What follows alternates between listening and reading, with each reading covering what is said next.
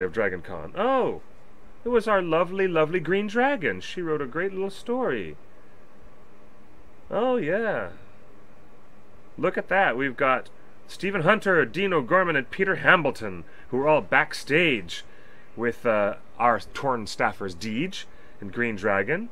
That was really lovely. Next stop, New York Comic Con. Wow. Oh, and look, Mr. Sear was there in attendance as well.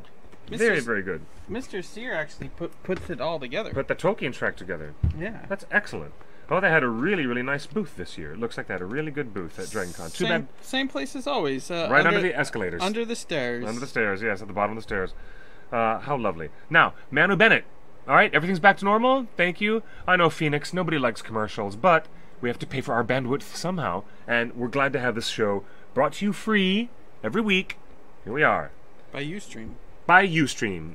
Yes, and you don't have to pay $1.99 or $2.99 to download it. You can watch for free. You just have to tolerate the ads. And if you go back a couple days on our Twitter account, yesterday was pretty crazy, and we'll get into that in a second. But oh yes, on Saturday, while you were hosting and everyone was watching the film, I sat up in the projection booth where no one would get distracted with my phone light, and I live tweeted the entire trilogy till 2:30 in the morning. You did an impressive job live tweeting that trilogy. That was nuts. And it was so many wonderful facts. And then when Mark Ordasky showed up, he confirmed a couple tidbits that people were debating about. Really? Yes, that debate about BLADEGATE. Here it is. Well, no, not the BLADEGATE thing, because he couldn't find the script on that. But a lot of people didn't believe me that Bill the Pony is actually two actors in a horse costume. Now, who makes the best prosthetics in the biz? Who can make a fake animal or fake anything or fake orc look better than anything? Weta Workshop. Yeah. So Weta Workshop created a fake horse cover, and that's two guys sitting in there that were the same height as Sean Astin, so he could have a one-to-one conversation with Bill the Pony. Oh, that's funny. Oh, look. The Bill the Pony, the pantomime Bill the Pony from Fellowship of the Ring? Yeah, the one that's in the extended edition, because Bill the Pony's never called out in the theatrical version. That's right, he's not. Oh, okay, that's interesting.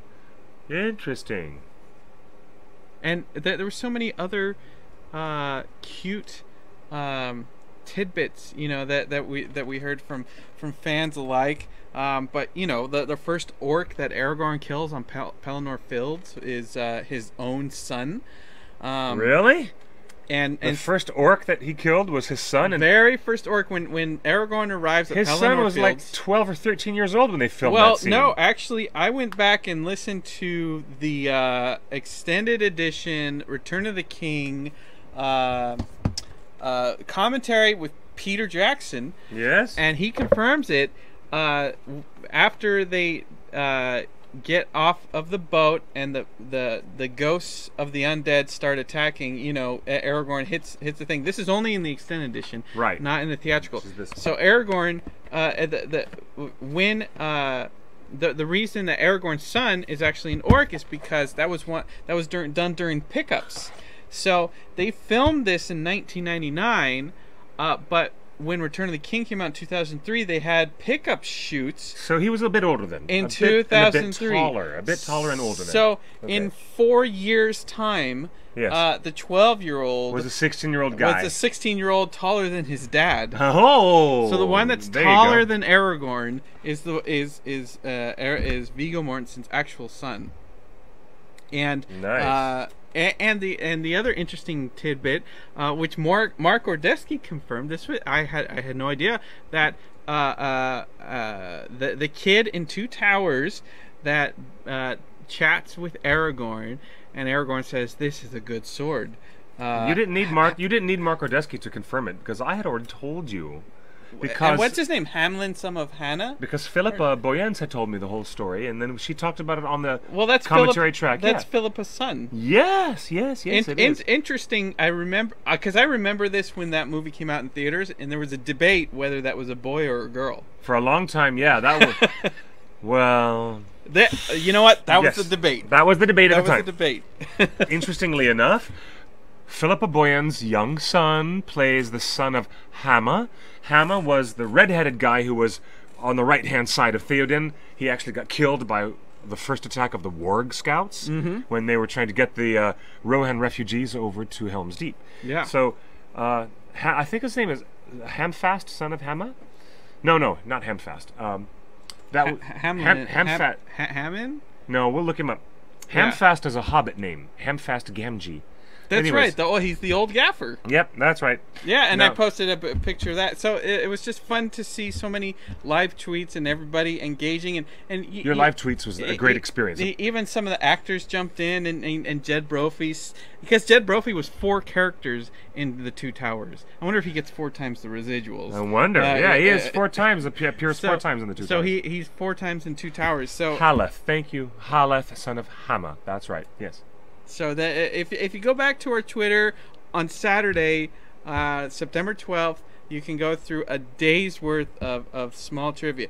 Now, I didn't get to tweet as much as I did last year during the TBS marathon or I think it was TNT did the whole trilogy on TV, and everybody watched, and we live tweeted there. What I found is that live tweeting the television version, there were commercials, and it allowed me to pump out more tweets and trivia and more information Yes. But when I was tweeting during this movie, I mean, you were there. I was just like, I'm out of time. Like, we're already 10 scenes ahead of what I was just typing. Trying to tweet about. Yeah. I mean, those movies move so fast, especially Two Towers. So fast. It is, even though it's a 3-hour film. Well, the extended version is longer than 3 hours. It does move. Shirsay in the chat room says, I always thought Haleth was Vigo's son. No, it's Philippa's son. Philippa Boyens. Vigo's son is one of the kids in the in the caves. Yes. So you can see Vigo's son in one of the caves, and then you can later see Vigo's son as an orc. Yeah. On Pelennor Fields. Okay. So, and the short answer is everyone, a lot of people in the chat room and on Twitter say, why can't this happen where I'm at? Well, it can. All you need to do is you need to find a local cinema and say, hey, I would like to show this. And the cinema knows all the right people to call. It's very inexpensive to pay for the performance licensing. The performance licensing. All you have to, all these theaters, they get their movies from somewhere. They get them from the studio. So all they have to do is call up the studio or send an email and say, hey, we'd like to show Lord of the Rings. We're just going to project the Blu-ray editions, which are 1080p and just as good. And and beautiful high res. And the studio will just send us a check for this amount.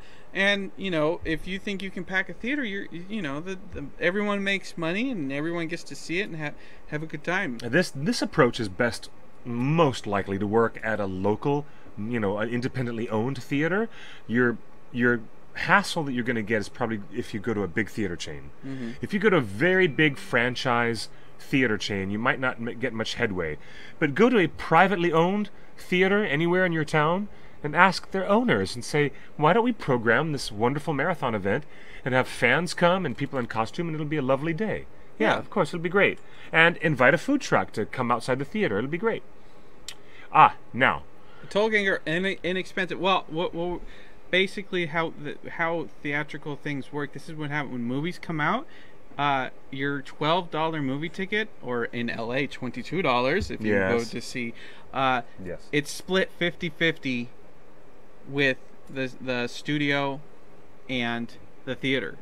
So and some popular movies are even a worse deal. Pray they don't make it any worse, 70-30 split. Yeah, they better not. So some of these old movies are very inexpensive to make. To project. But nice shave, Justin. Hardly recognized you. The message is coming in on our hotline. We do have a hotline here on Torn Tuesday, and in a little bit of a programming note, we better tell you about that right now. call us or text us on the hotline. It's down at the bottom here. It's running right here in the bottom of the screen. You know what it is. The last digits are numeral 4, Frodo, F-R-O-D-O. 53064. Frodo. For Frodo. Okay. Now, so Aravani in the chat room says her grandma thinks that the elves at Helm's Deep were all a bunch of ladies. All the elves at Helm's Deep. Well, a bunch of ladies. Yeah, there was almost a lady at Helm's Deep. They shot Arwen battling on top of Helm's Deep. Arwen shows up with those guys, Haldir and all those elves, but he ended up cutting that out of the movie. Iravandi, I'm loving what you're telling us here in the chat room, Iravandi. I love this. I wish I had been there for that conversation between your aunt and your grandma, trying to explain that the elves at Helm's Deep were actually androgynous-looking men. But that's fine. Tolkien Girl, it's not about privately owned theaters. Go up to your local chain.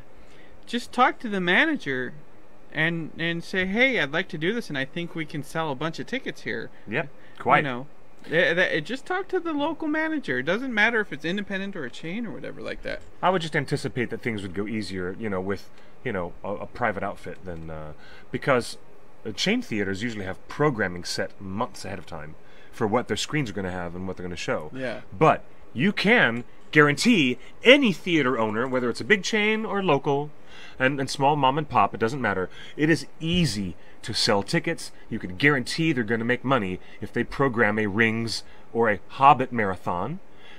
Hey, do a Hobbit movie marathon one weekend and then follow it a couple of weekends later with the Lord of the Rings marathon. Everybody will love it, and it will sell tickets. And you'll have to tell the theater owners that you're going to do the major legwork on Facebook and online and promote it and get people to come. That's, and make them all aware of it. But yeah, speaking of thinking the elves at Helm's Deep were women, it was funny because my little niece thought the Nazgul were girls. Even after seeing the ghostly apparitions, she thought, oh, those are just ghostly girls. I thought, oh, well, you know what? That kind of works. Oh my! I mean, ignoring the fact that they're the kings of men. And my little niece, God bless her, 5 years old, she thought Gothmog was a girl. Oh, which could be true. Eravandi, your grandma has a crush on Legolas? That's hysterical. That's awesome. That is so awesome. Her first question when I said I had seen Battle of the Five Armies was whether or not Legolas survived. She says he's as pretty as a China doll. Oh, God, that's funny. Your grandma is a lady that I would like to sit down with and have a proper pint. And that would Indeed. So it'd be lovely to have you Skype in with your grandma and come be a part of the show sometime. That'd be great. Now, before we get on, we just want to make sure, have you guys ordered your Blu-ray extended edition Hobbit Battle of Five Armies? Look at this cover. Is that what it looks like? This cover is amazing. Why is this cover different from the other covers? This is the UK cover. Oh, that's the reason why. That's because the packaging's from another country. So look at that cover and then compare it. Hold this up. Yeah, it looks just like this, doesn't it? So let me hold it up to the outside. No, keep going. Look at that. Look at that. Yeah, hold on. I'm going to hold it to the side. Just a little bit. It looks like that. And I'm going to hold it to the side here. No one can see that. Okay, take a look. Take a look now, guys. Yeah. So that to that. It kind of goes. It really does go. Yeah, it's lovely. It's nice. I like the color. Choice of color. Now, why did we bring this DVD here? And I brought this book too. Maybe you know the chapter, and you can source some of that what we're talking about here. But okay, the BLADEGATE commentary. So look at this. We've got the extended edition, which, it's the same case worldwide. Everyone that wanted the extended edition, Return of the King, case, yes. got the same case. They did. And not only that, I also pulled out the theatrical version of The Lord of the Rings, Return of the King, and widescreen, and the grossest one of all, full screen. The old full screen. We're talking a square picture. A square, chopped, cropped, what do you call it?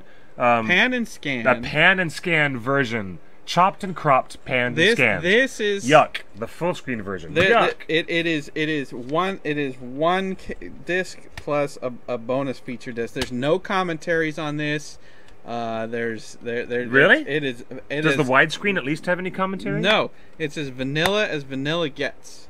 So this is a full screen and a widescreen and the extended edition. These all came out in 2004 because the movie was in cinemas in December 2003. That's right. So 2003, so they came out in 2004. These are all came out in That's right. 2003. This is the first edition DVD, theatrical, full screen, widescreen, and the extended edition, Lord of the Rings, extended edition DVD, Return of the King. I wish, for the record, I wish every version of the Hobbit trilogy extended edition all looked the same. Worldwide. Yes. Don't you think it would have been cheaper just to make Yes. one great package? Yes, I do. That people worldwide would enjoy. This is nice artwork. Look at this. We just showed that. Yeah, but I get to see it in this. My tablet is very bright, high definition. It's really a lovely tablet. But now I can see the detail. How many dwarven weapons? Oh wait, there's 3 weapons under that shield. One is Glamdring, if I'm not mistaken. Another one looks like a dwarf sword. The other one, it must be an orc blade. So, Are there 5 swords there? Battle of 5 armies? that would make more sense. Tolkien Girl has Lord of the Rings on VHS. No, there are 3 swords behind the shield, Okay. not 5. But this artwork is pretty darn cool. I'm going to turn my brightness up and let you guys take a look at it here. Well, they're looking at it on screen, so they can. So you can see it even better. Yeah. That's great. Well, So, but one of the reasons, the reason that I dusted these off the shelf, these haven't been opened. This full screen DVD Yeah. hasn't been opened since 2004. So that's 11 years of sitting on the shelf. you haven't opened that up since really Who wants to watch a full screen regular DVD when you've got nice. when you've got the extended edition and you've got high definition TVs now and stuff like that? Yes. So Well, I would never watch the old Blu-rays anyways.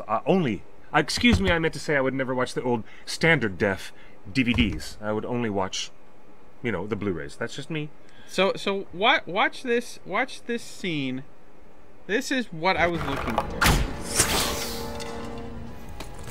I summon you to fulfill your oath. None but the King of Gondor may command me.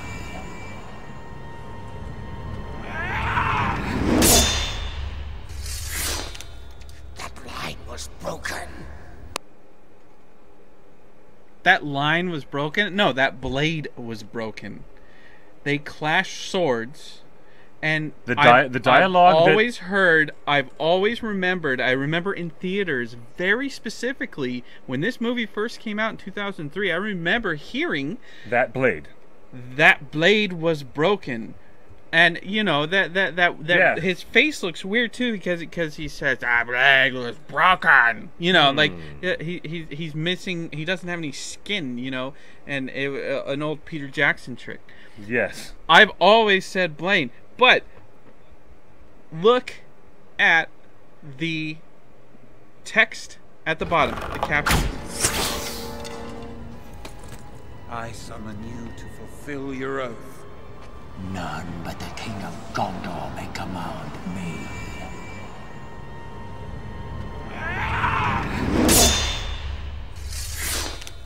That line was broken. That line is broken. No. The blade is broken. So it started this huge debate on Twitter on Saturday when someone innocently sent us a tweet saying, "Hey, help settle this debate between me and my wife." It's listed here on IMDb on alternate versions, actually. It's listed everywhere differently. And we reached out to Mark Ordesky, who would be one of the only people that would have had a copy of the full script, the full shooting script. Yes. And he says he doesn't have it anymore. The actors that are all in that scene: Aragorn, Viggo Mortensen, Orlando Bloom, John Rhys Davies, even the King of the Dead. Yes. None of them are on Twitter. So there's nobody that we can really easily reach out to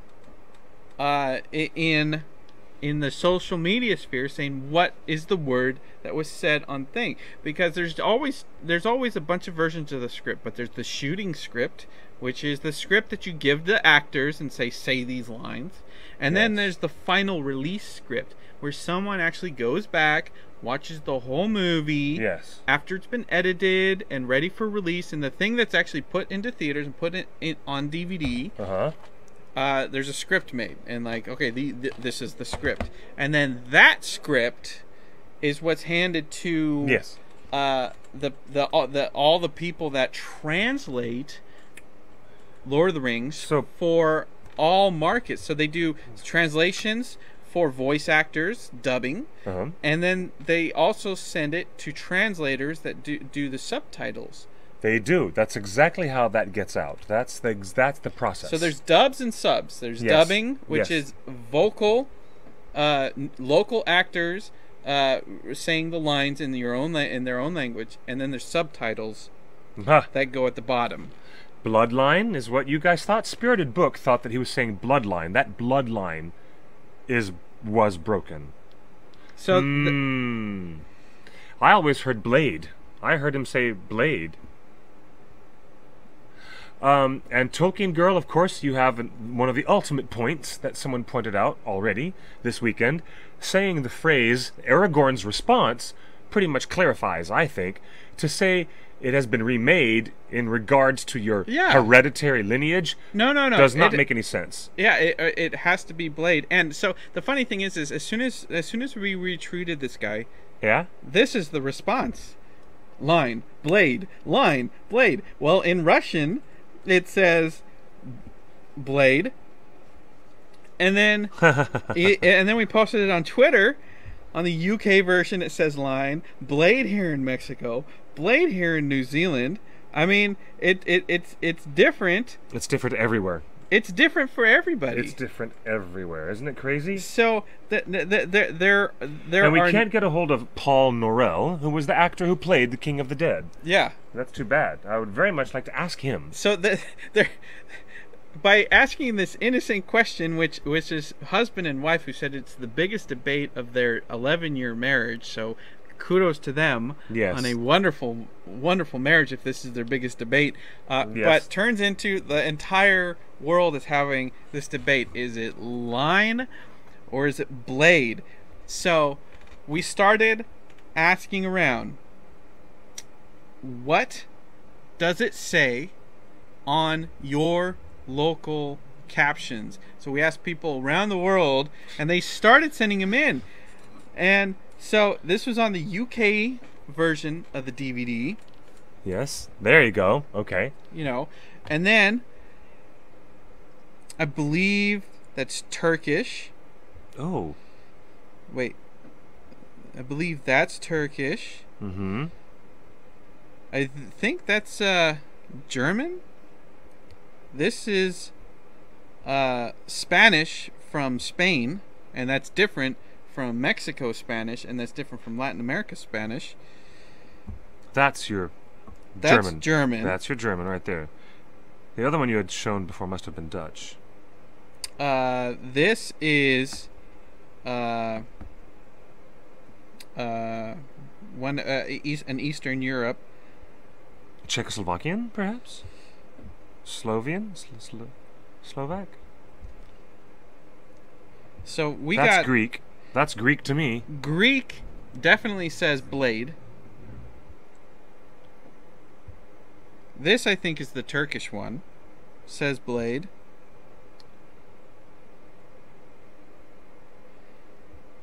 This, I believe, is Danish or Dutch. Well, and look, but this was the most interesting thing. Here's German and English at the same time. Yes. The German DVDs have both. The German DVD says that line was broken in English, but my German's a little rusty, but that word means sword or blade at the top. Kling. Kling? Okay. The Muster of Rohan, the Siege of Gondor. I'm here inside the book. The Ride of the Rohirrim. The Battle of the Pelennor Fields. Even Russian. In Russian it says blade. The Houses of Healing. Espada, I believe, is sword. That's Latin American Spanish. The Paths of the Dead And is in here's the best part. the Paths of the Dead chapter is actually in the Two Towers, isn't it? The best part is It's not in this book.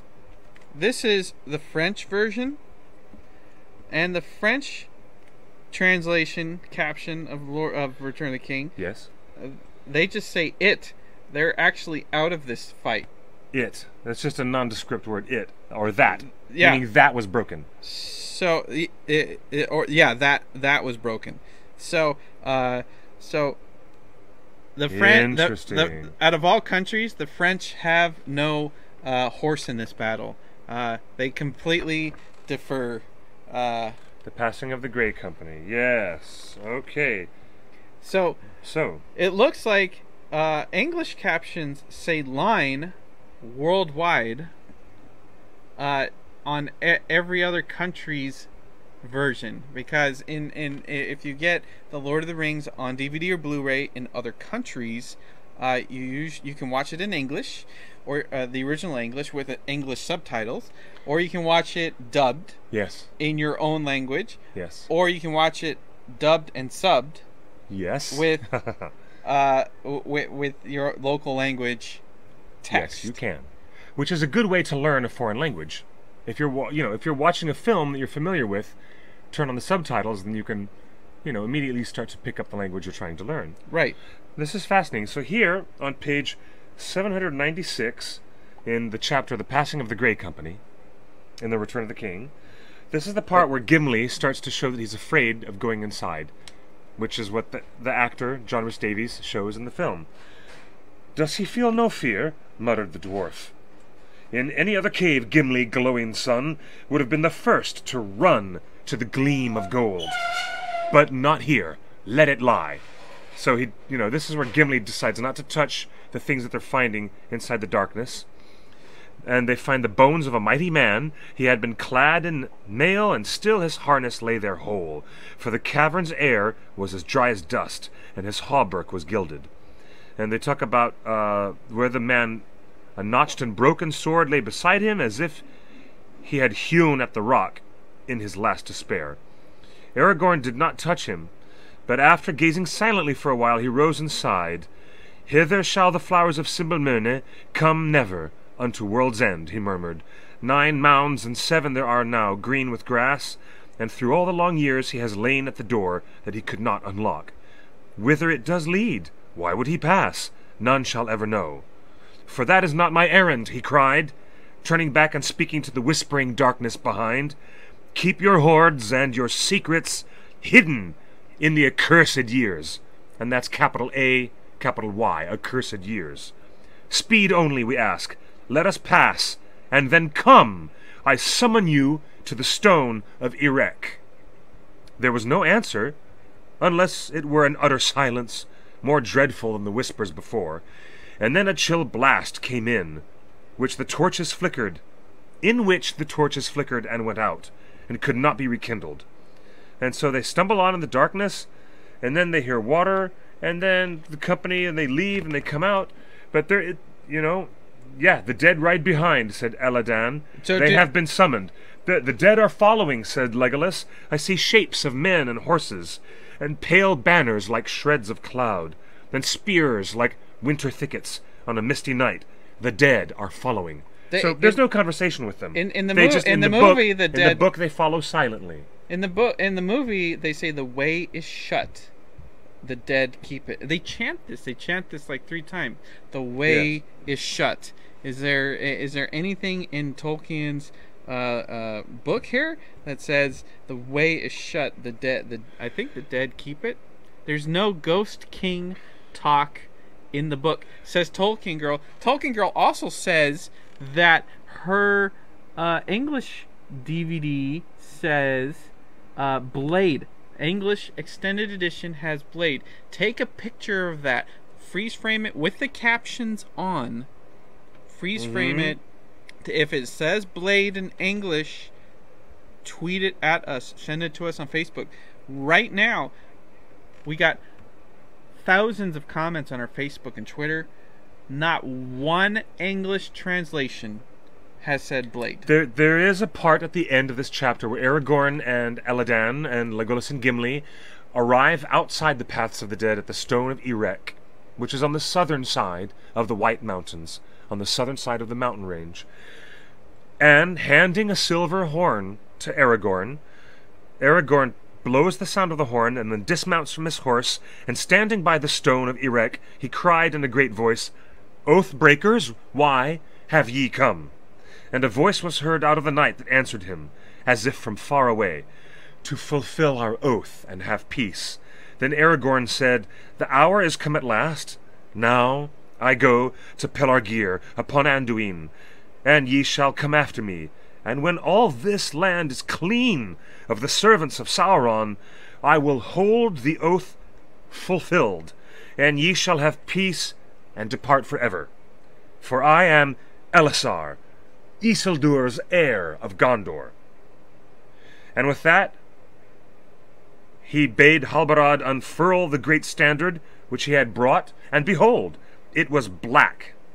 And if there was any device upon it, it was hidden in the darkness. Then there was silence, and not a whisper nor a sigh was heard again all the long night. So there was no King of the Dead character who comes up and has this conversation with Aragorn, challenging his heredity, his heritage, rather. And there was no King of the Dead character, actually approaching Aragorn to challenge his sword either. So Peter Jackson made that whole scene up. In the book, Yeah. Aragorn is just trying to pass through these cliffs. the phrase "the King of the Dead" comes from the villagers who actually saw Aragorn and his men come out from the Paths of the Dead. And these are like villagers of Gondor who are there on the mountain slopes, and they fled in terror when they saw Aragorn and Aladan. That would be one of Elrond's two twin sons. Elrohir. Eladan and Elrohir, I believe. Yeah. Unless I'm mistaken. So everything that you just spoke directly from Tolkien's text implies that there was nary a mention of a blade or a sword. He talks about the lineage only. Yeah, and the undead voices that Aragorn and the men and Legolas and Gimli hear is just voices in the far distance, in the darkness. But they are voices of the dead. And the villagers run screaming, saying, "The King of the Dead!" with capital K for King, D for Dead. "The King of the Dead is upon us!" And they run in fear of their lives, assuming the wrong thing about Aragorn and the men who are with him. So everything. The King of the Dead is a name that the villagers apply to Aragorn in the book, and I guess they must have seen that and decided, why don't we invent a whole new character for the film? So there's no proof to be found in the books. And this is what we see in the movie. The king said, the King of the Dead says that line was broken, and then later on that shot, Viggo says, "I am Isildur's heir," and he goes into this big long speech. Yes. About da da da da da. I will hold your oath fulfilled, to get them on his team. So that's true to Tolkien, but the rest of the Paths of the Dead is not really true to Tolkien. Like all those skulls, those 5,000 skulls that were cascading down, which they shot on pickups anyway. I mean, that's such those were the final shots of The Return of the King, were those bouncing skulls. Those were the final shots ever shots of anything shot, because they were the latest pickups. And you're telling me years after principal photography. And you're telling me that shot was not even in the book. It had nothing to do with the book. Correct. Correct. Why was Peter Jackson adding all that Peter stuff? Jackson, the Frighteners, Dead Alive. Come on, bad taste. Come on. Peter Jackson had an opportunity to make more Frighteners, ghoulish corpses that were coming to life. He had an opportunity to make a huge necropolis.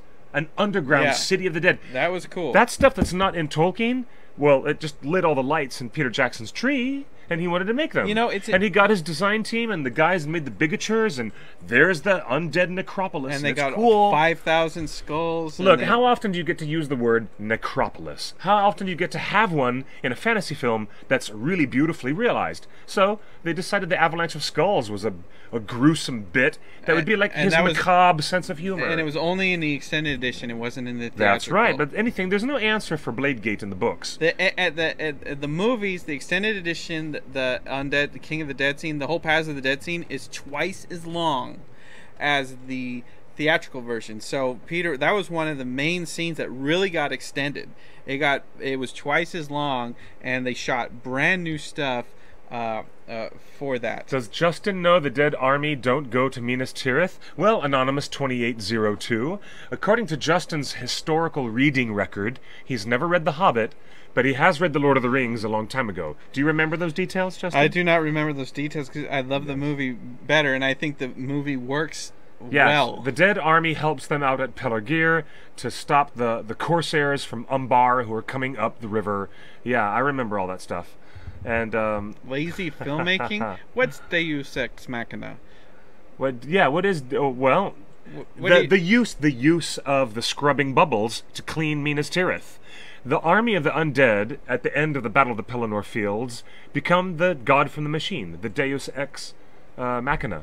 That is exactly what they become. That just saved the day. I call them green scrubbing bubbles that go all across the surface of the porcelain and scrub the surface of the walls, and they just go all the way up and up and up into Minas Tirith as quick as can be to kill all those nasty orcs and trolls that got up to the 6th or 7th level within the city circles. Yeah. Which I don't think happens in the book. I don't think the interior 4th or 5th or 6th Is breached. circle is breached in the book. But anyways, it looks like that. Yes, thank you. I'm glad you appreciate that. So the next question I have The Army is, of the Dead are the scrubbing bubbles of Middle Earth. Yes, is, that's exactly what they are. in the book, the context of the conversation in the book is they're talking about the line, the lineage. There's no mention of the blade.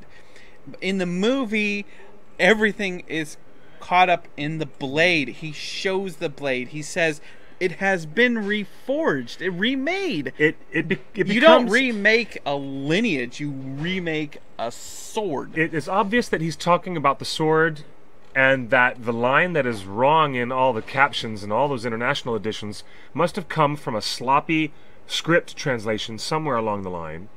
But everybody got it, and half the countries got it right, half the countries got it wrong. No, But in the scene, the way this fictional scene is written, to make it part of the movie universe, it's about the sword. The reason why Elrond comes all the way by himself from Rivendell, all the way up to Dunharrow on the edge of the White Mountains to bring that damn stupid sword to Aragorn, is that he can have it in time to successfully go through the Paths of the Dead. yeah. That's the point. Within the movie's logic. And Within the canon of the films, but not the books. Inside the movie's logic, nobody respects the line. You know, Boromir, especially in the extended edition, pokes fun at and kind of throws some shade on the line of Elisar. You know, the one that doomed us to this fate in the first place. And, you know, the stewards of Gondor, Denethor, throughout the entire Lord of the Rings trilogy in the films, the line of Elisar, it has a lot of shade thrown at him, and it's not until the sword is reforged that everything is in the sword. I mean, even, you know, Boromir says still sharp, like if we could only get this sword back, we might have a chance. That's what I read out of that scene, is that everyone looking at the shards of Narsil thinking, if we can just get this sword back, we might have a chance. You know, this is the sword that took the ring in the first place. So in the movies, in the context of the movies, so much emphasis is placed on that sword, and then when it is reforged, and one of the best things Peter Jackson ever did in this trilogy is that reforging sequence. Yes. You know, you got the elves hammering it out, and then him walking up with crossfades to a very stern Elrond, who is finally taking to heart that his daughter has chosen her fate, and when Arwen starts to get cold fingers and the life of the elves is leaving her, that's when Elrond is thinking, I better move my ass now and not procrastinate anymore. And they reforge the. It's a beautiful reforging scene. Yeah. And presentation. Yes. You know, it's a little bit of a slow-mo. We get to see a part of Rivendell that we don't ever get to see again. Not in the Hobbit films, not anywhere else. The part where the smithies, the elven smiths. And remember, not just dwarves who had great powers as smiths of metal and jewels and wonderful things, but the elves themselves crafted the rings of power. And they were great smiths themselves. The elves were fantastic at what the blade. What do you think? Orcrist and Glamdring were not made by dwarves. They were made by the elves. Like Ellen Design in the chat room says so that was a cool scene. Aragorn I did like that. cannot be the hero until he receives the sword. It's the hero's boon. Yep. According to Joseph Campbell. That's good. Yes, indeed. That's right. And that is a very, very good point. And that was one of the points I was trying to make yesterday on Twitter, is that we're not just talking about semantics of line versus blade. In the context of these films and in the context of Joseph Campbell, the blade is the thing that heralds the return of the king. In the context of these movies, and tell me, in the book, how much weight is given to the sword in the book? You know, because in the book, you might have an opportunity. The author might have an opportunity to just say, you know, at some point, internalize Aragorn's internal conversation with himself and say, you know what, I need to really step up. In the book, Aragorn has the reforged sword with him the entire time the Fellowship has their entire journey. All the way through. He uses, you know how he uses the sword as evidence of him being Aragorn, son of Arathorn, in front of the Palantir, to prove I've got this sword, and Sauron sees it, which is one of my favorite scenes, and Aragorn has that confrontation through the Palantir. Same way he uses the sword to prove his heritage to the King of the Dead. Well, in the original book, when they meet Éomer in Rohan for the first time, when the three runners are chasing after Merry and Pippin, Aragorn uses the sword to prove his claim to his kingship and prove to Éomer, who is the third Marshal of the Riddermark, that he's not just some scoundrel or ruffian, that he's a good guy, so that they won't all get killed right away. So the presence of Anduril is much, much more in the books and present throughout the whole story. Would the blade also prove Aragorn's lineage? The blade is the only thing that proves his lineage. Throughout the book, Throughout the book, and you know, Mr. Jackson saves the sword as a MacGuffin until the third film. Yeah, and he shows the sword's shards in the early Hobbit film, extended version of Unexpected Journey, and he shows the same shards where Sean Bean is introduced to us, Boromir is introduced to us with the joke cutting his finger and saying "still sharp," which is a reference to that TV show that he did. Sharp, you know, and that detective show that Sean Bean did. So Anyway, the MacGuffin is held until the sword is reforged at Arwen's urging in the third and final film. It's not just a MacGuffin, though, because it's not a MacGuffin. It's but the embodiment of the king. It's the embodiment of the lineage. It's the embodiment of everything that because in the movies, there's so much shade thrown at the lineage, at the blood. You know, his blood runs through my veins. You know, Aragorn detests his own lineage. You know, the weakness of men. There's so many conversations with Elrond, with Boromir, with Denethor, with Aragorn, with Arwen. Do you know why that self-hatred is evident in Aragorn? If you knew what we all should know about the Númenóreans and their history, and if you'd read the Silmarillion, you would know this, but everything that happened with the Númenóreans turned to shite. It got really, really ugly. Human sacrifice, worshipping Morgoth. Sauron manipulated all of them, except for a very small community of them, the faithful. Those are the Númenóreans who remained faithful to the Valar, and they were the ones who survived the destruction of the island continent. And those Númenóreans were, you know, the direct, you know, forebears of Aragorn. That would be Isildur himself, and I think it was Arendil, Anarion and Isildur, who survived. And what happened to the Númenóreans when they came back to Middle-earth and they settled the kingdom of Arnor in the north and Gondor in the south. And we all know what happened, and you know the rest. You guys have read the books, you've seen the movies, but the stuff that makes Aragorn feel that piercing self-doubt, that ongoing, like, what am I gonna, like, how can I not get out from under the shadow of my own past? Most everything the Númenóreans touched, which eventually, you know, turned to garbage or was ruined by Sauron's influence, he's most afraid of how easily corruptible the Númenórean bloodline was. Sauron completely corrupted and ruined the entire Númenórean civilization on their original island continent.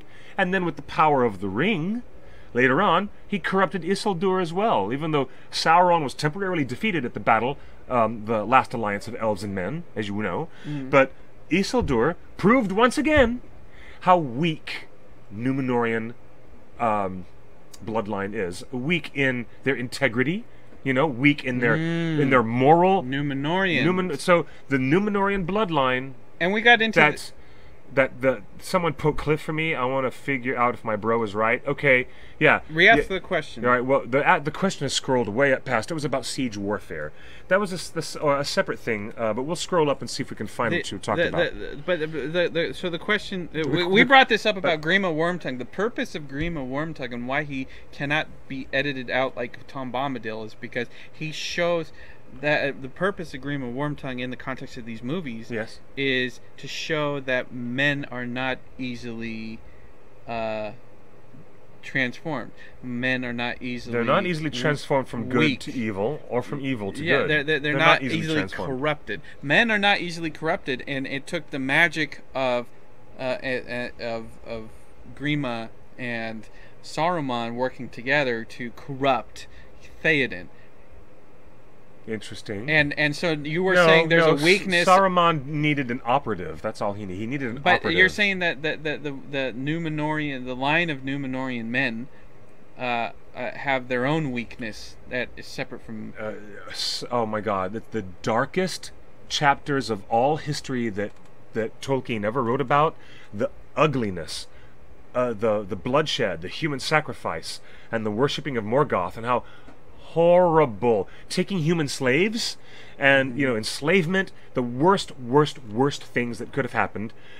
It wasn't that way at first. At first, the Númenóreans were the greatest civilization of men. They were blessed with long life. They lived hundreds of years.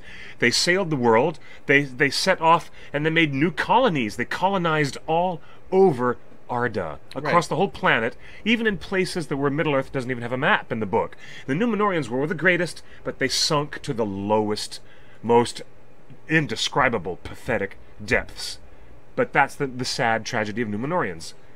Aragorn is aware of this sad tragedy in his bloodline. He knows the aptitude, or, you know, the consistent aptitude for Númenóreans to screw things up. So that's why he has this piercing self-doubt. And that's why... Because he knows his bloodline. And he knows what happened to Isildur. And that's why so much emphasis is given on the sword. Yep. That it was the power of the sword. It was partially the power and the magic of the sword in and of itself that allowed Sauron's ring to be felled from his hand. The fingers. Yes. So emphasis is given to the sword from the first scene. And then the emphasis is given to the shards of Narsil, and then emphasis in the original book, just like our chatter was saying in the chat room, Aragorn has the broken shards with him, and shows them to the hobbits when he meets the hobbits in the Prancing Pony. Yeah. And in the Ralph Bakshi animated film, it's actually correct. Aragorn says, "Here it is. This is the blade that was broken. If by my life I can save you, I will do it." And then Peter Jackson said in his director's commentary of Fellowship of the Ring that he always thought it might look rather silly and people would laugh if their romantic lead pulled out a broken sword and said, "Look, here's my broken sword. I'm going to protect you." Yeah. You know, he thought that didn't look right, but... And he was right. No, Ralph Bakshi played it and played correctly, and it played right, because Aragorn Strider is how we know him at the time, he contextualizes it and says, this is the blade that was broken. Yeah. You know, this is an important piece. And Frodo might be the only one of the four hobbits who understands what Narsil is, the broken blades of Narsil. It gets renamed Anduril in Rivendell right after the Council of Elrond when the elves reforge it. But anyways, so in the context of the movie, the blade is the thing. Like, yes, in the context of the movie, the blade is... The blade gives him the power. Absolutely. The blade is the thing that... The blade gives him the power. And they transposed what was in the book. I mean, Philippa Boyens and Fran Walsh, who took the book, and there's the scene where Aragorn proves his lineage by showing the sword to Eomer in Rohan. Right. Well, they just transposed that to, you know, where Aragorn had to prove his lineage to the King of the Dead. So it's still about the sword. It's not about the line. That line was broken. Right. It's still about the sword. So okay. No, Tolkien girl. I scrolled back and I saw what you had said. So the question I have. Well, I will get back to that Minas Tirith question in a moment. The question for this is line or blade. It's not just semantics. There's structurally what Peter, Fran, and Philippa were doing in the films. Mm-hmm. There's a big difference. The blade is the good thing. The line is the bad thing. Yes. Yes. And saying that the line was broken and it has been remade is not accurate to what the filmmakers were trying to get across. Mm-hmm. It makes no sense in English diction to say the line has been remade. So someone in the No, this is American. The foreign all has it right. Almost every country in the whole world, from Russia to Czechoslovakia to Turkish, Saudi Arabia, Germany, Swedish, the only language that it says line is in American. Is English. Is English.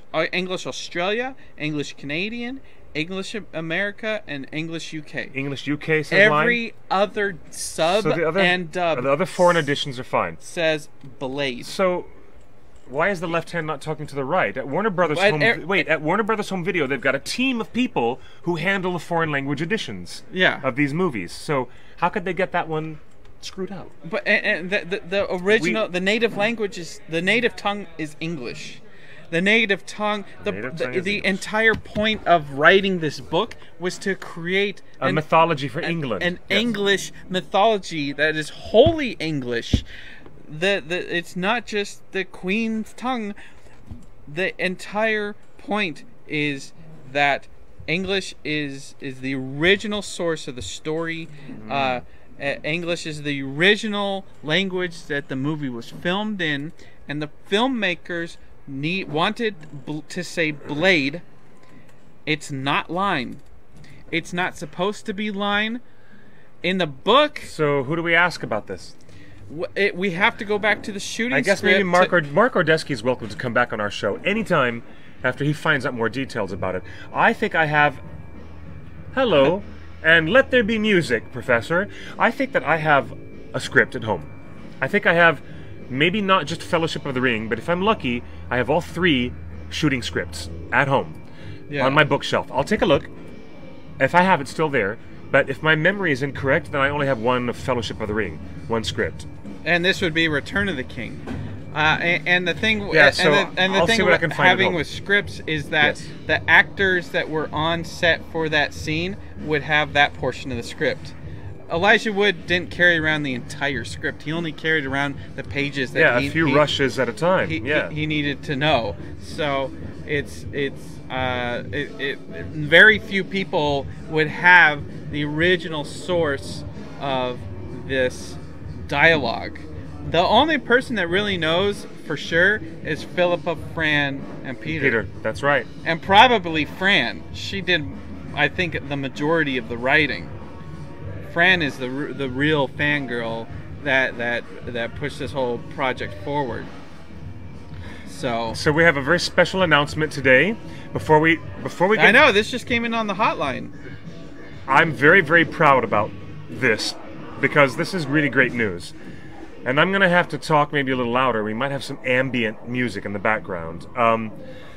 My congratulations, my love and my heartfelt congratulations to Aaron and Neil, who got married not so long ago. I flew out there to Indianapolis and I married them. I officiated their wedding, for it was a lovely Really? time. Congratulations on the birth of Nick. And yes, he's a torn baby. We have our very first of the OneRing.net baby. Yay! Super. Really? Yeah, You know, super and you know cool. who else is having a baby tomorrow? Congratulations. Tomorrow morning? Congratulations to you guys. The Who? founder of the website, Kalasuri, is Oh, having another baby He's having a third baby tomorrow That's morning. very exciting. So it's quite amazing. Indeed, it is. So, but do you That's do you very impressive. do you agree with me that blade and line are not interchangeable for this context? No, blade and line are not interchangeable. I agree with you. Like, I agree with you. They're not interchangeable. The fact is that the line is spoken while the King of the Dead has the sword in his face, and he looks at it, and he responds to it. It's obvious that he's talking about the blade. Why that translation in the English versions is goofed up, I don't know why. It's I really but don't know it's why. in every version. It's not just in the English. It's in the original theatrical full screen. Really? It's on that too? Did you on- check them? It's on the white. You know what? Let's watch. Did you check them? I have the scenes from the extended editions and the theatrical cuts. Let's take a look Let's take a quick look. and see what happens. I summon you to fulfill your oath.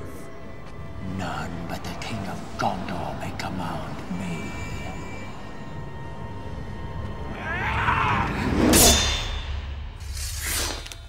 That line was broken. It has been remade.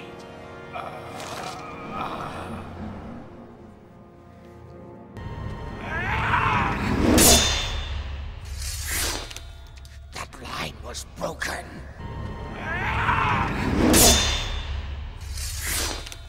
That line was broken.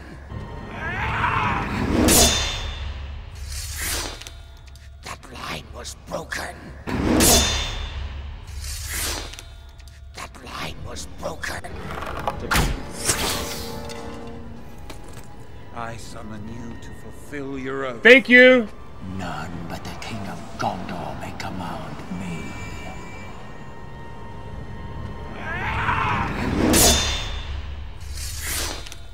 That line was So the broken. line was broken. This is the English, the U.S. It has version. been remade. It has been remade. So both in the closed captions and subtitles, which are two different things. Closed captions are built into your television, and subtitles are turned into the DVD. That's a big difference, yes. That line was broken. So in all versions of English, extended and theatrical, Line was broken. that is line. And then in Spanish extended edition, he says that blade is broken. So we have a big difference between the three. Look at this. Theatrical cut English says the line was broken. Theatrical cut Spanish says the line was broken.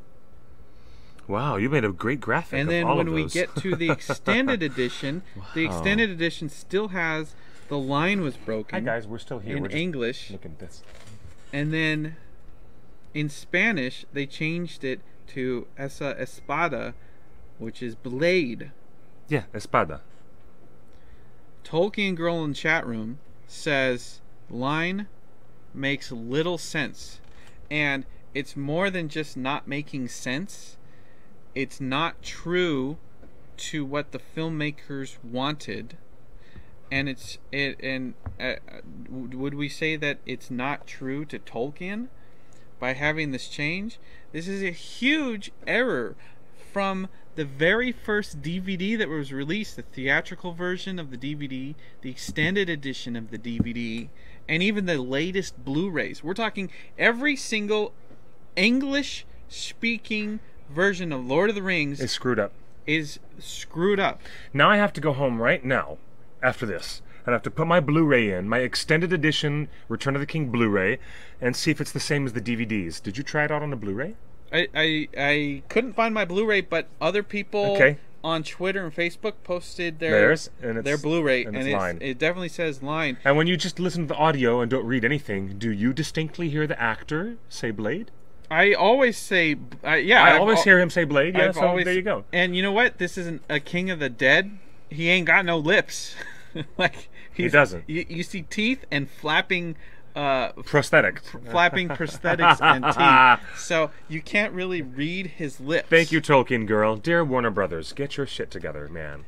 Well, That's funny. this is a That's funny. this is a big conundrum because every single other language, and Got it right. now you've worked a little bit in the translation and localizing. One of our staff on the OneRing.net has been and continues to work at Warner Brothers Home Video in the foreign language department, doing the foreign language versions of Harry Potter or Rings or Hobbits, anything that Warner Brothers is doing.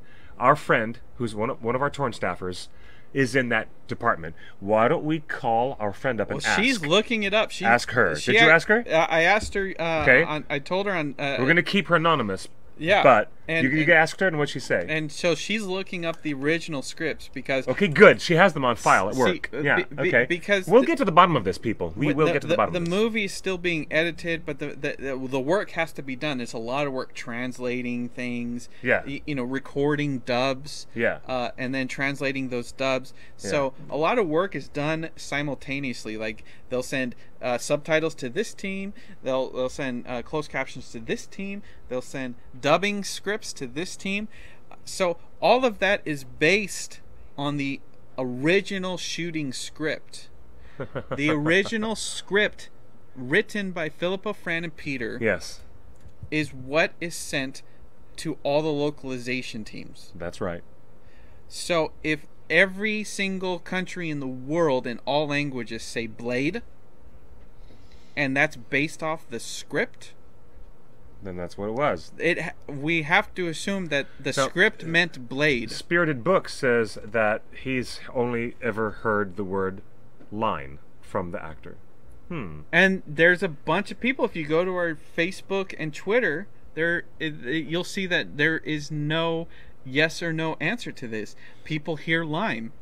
They hear line. They say line. Hello, Sarah. Hello, welcome to the show.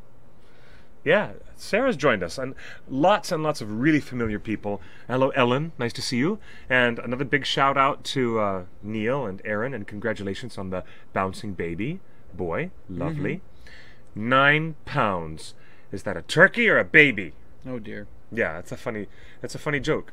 A guy's mumbling at the bar, and he's mumbling to himself, 9 pounds, good Lord, 9 pounds. And a drunk man who's face-palmed on the bar lifts up his head and says, is that a turkey or a baby? And then falls down again. Oh dear. I love it. But no, it was a lovely news for everyone today. So look, Very good. So would you say you're the producer and writer of Ringer's Lore of the Fans? You've published a few books on the history of Tolkien and fandom. You're as knowledgeable as anybody else. Line and Blade, it's not interchangeable. One is right and one is wrong. And in the context of the film. in the context of the film, you can understand how a simple phrase, a turn of English phrase, that line was broken, is a normal English phrase that is used often and that is true to in the book. The Lord of the Rings. And saying the blade was broken is also a nice, normal, and completely effective English sentence that is also in the films. So if there had been some confusion somewhere along the line, because there's lots and lots and lots of script pages, they had a lot of script pages. I'm not the least bit surprised that somebody somewhere made a little goof.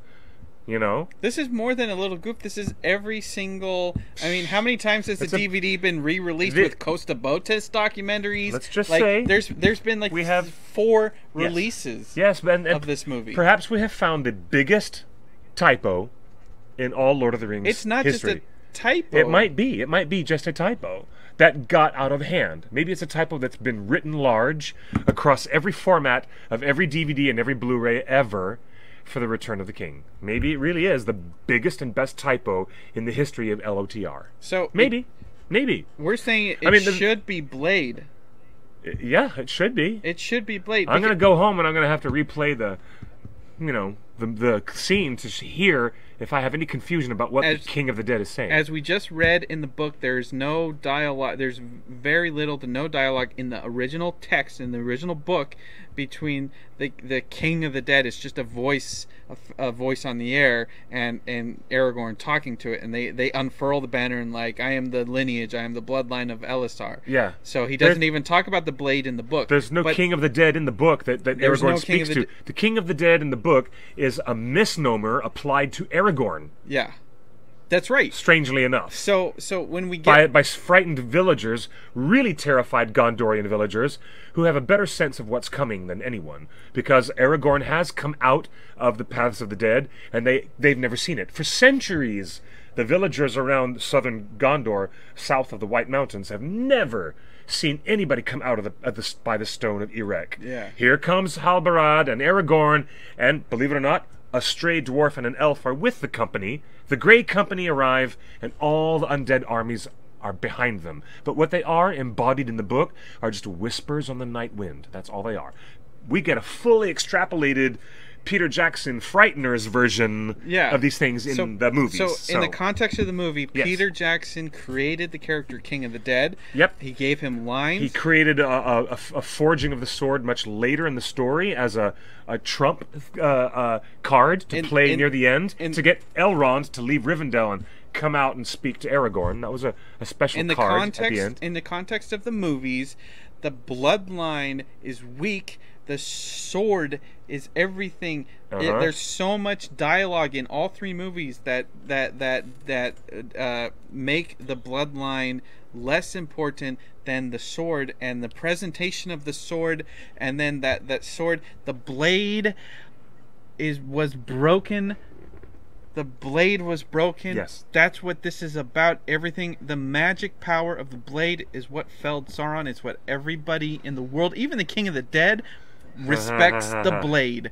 That's what he respects. You can get the script from imsdb.com. There's a ton of websites where you can get scripts, but we cannot confirm the legitimacy of any script until Peter, Philippa, Fran, Vigo, Mark, Barry, from the film? Someone from the film actually has what they actually use. Here's from the hotline. We got a message. I just played it on my Blu-ray, assuming that you are Region 1, United States.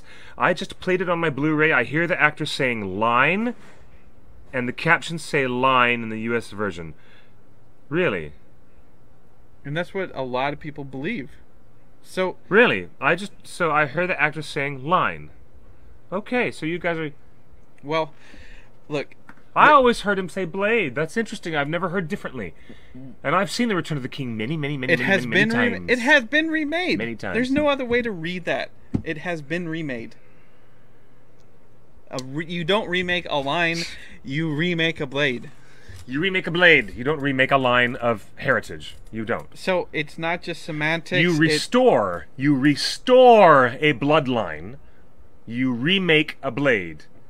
Period. And nowhere in any of those foreign versions does the King of the Dead say, or does Aragorn say in reply, it has been restored. He always says remade. And Aragorn says remade in English, so that pretty much settles it for me. But interesting. Thank you for checking out Saoirse and Focoena.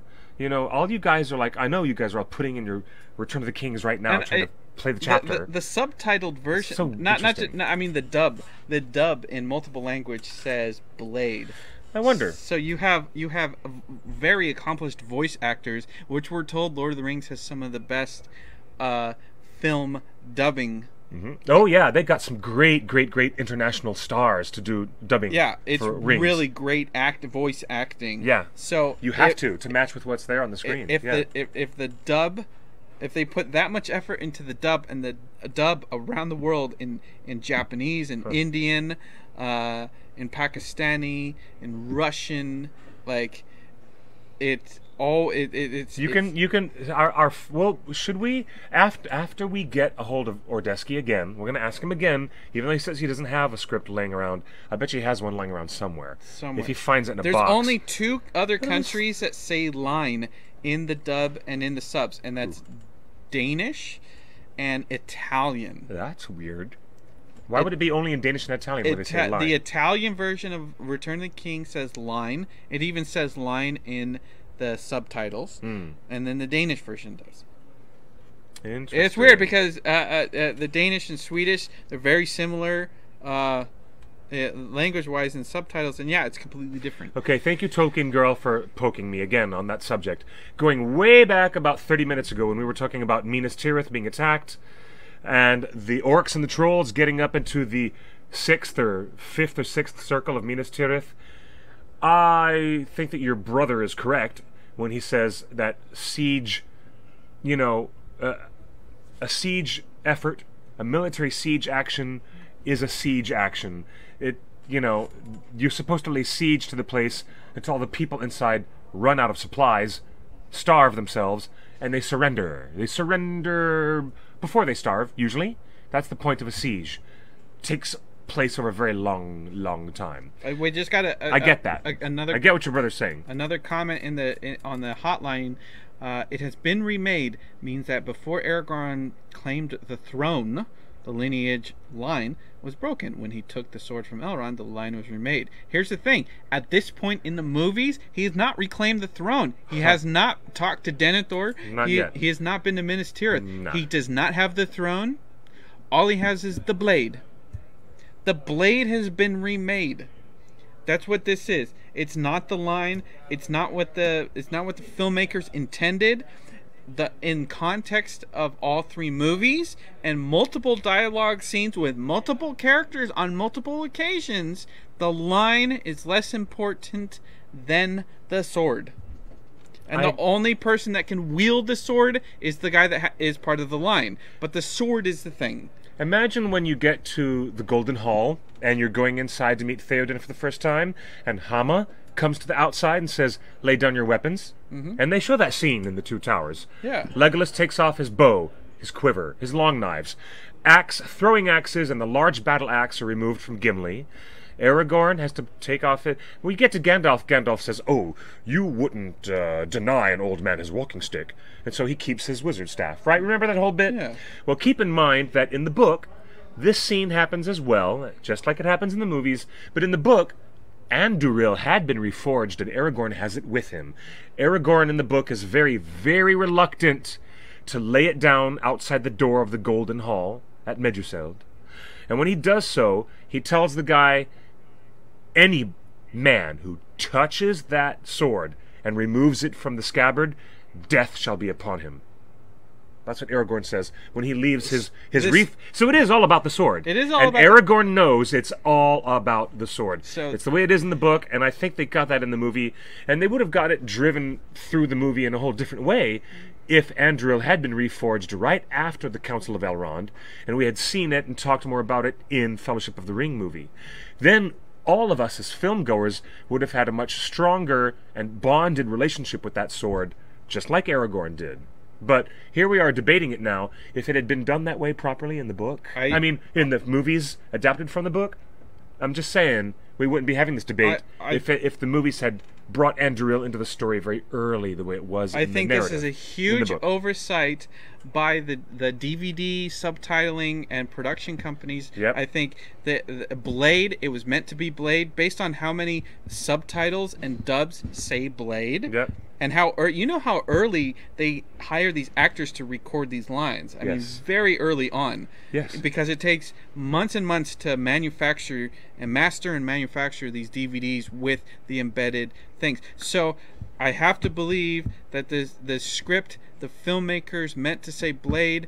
Every single edition of The Lord of the Rings, from the Blu-ray, which is not here, to the extended edition DVD, to the full screen theatrical release of the DVD, they all say line. They're all wrong. But there are other characters in The Lord of the Rings who say that line was broken. I think Elrond, in early conversation with Gandalf, says, men are weak. That line failed. You know, they said they have dialogue like that. I know, the line is weak. Yeah, so he says men are weak. Yeah, Capital M, meaning the whole race.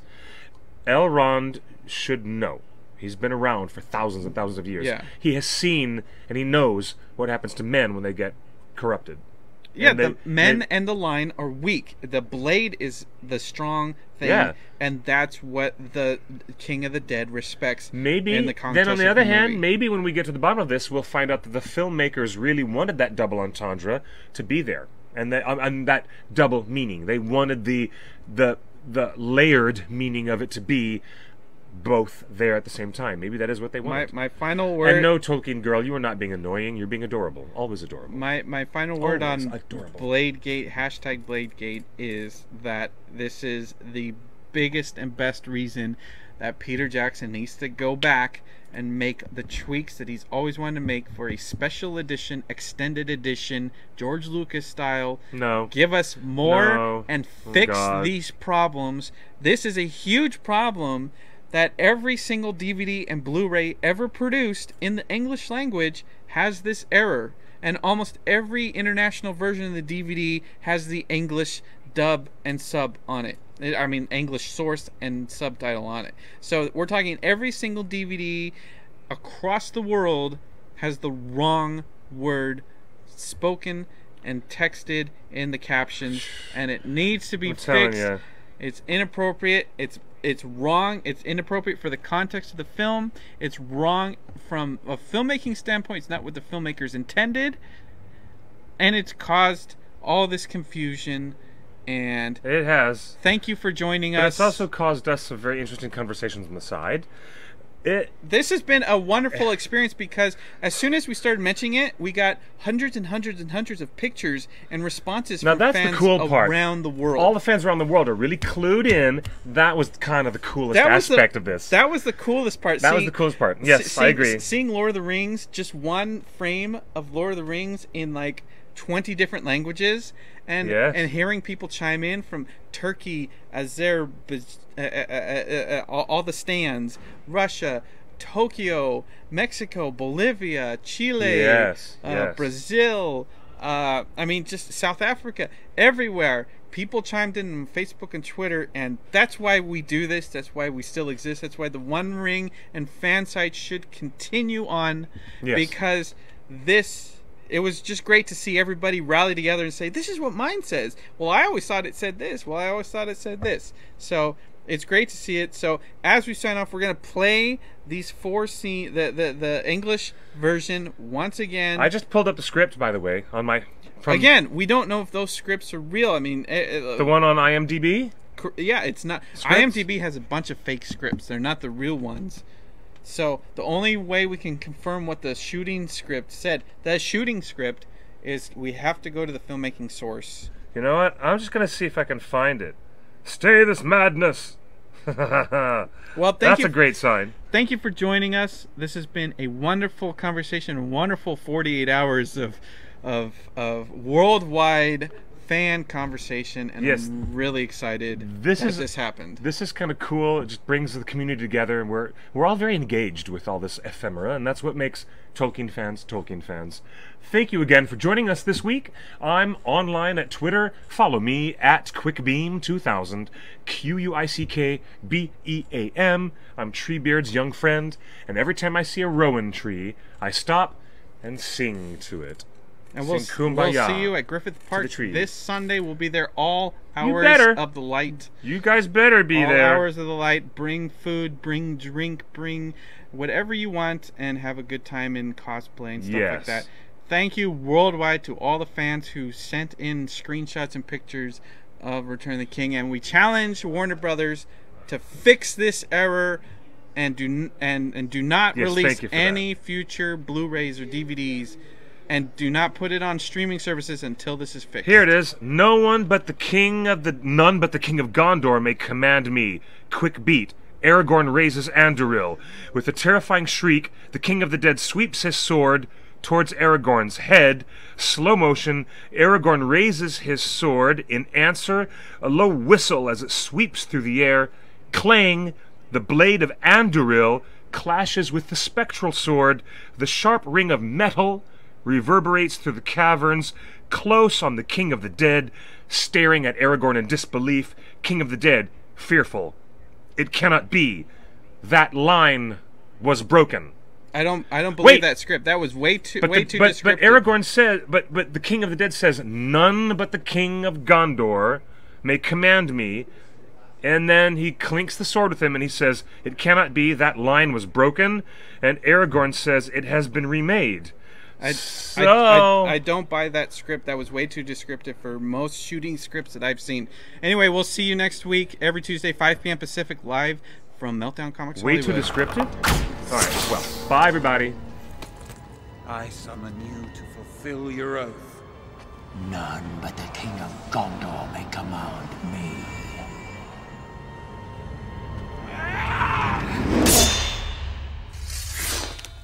That line was broken. It has been remade.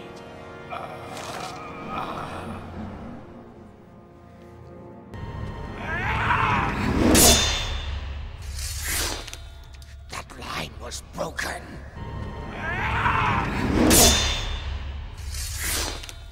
That line was broken.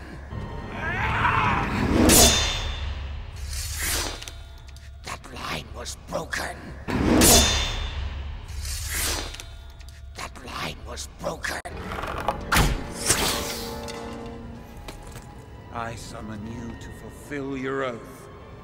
None but the King of Gondor may command me.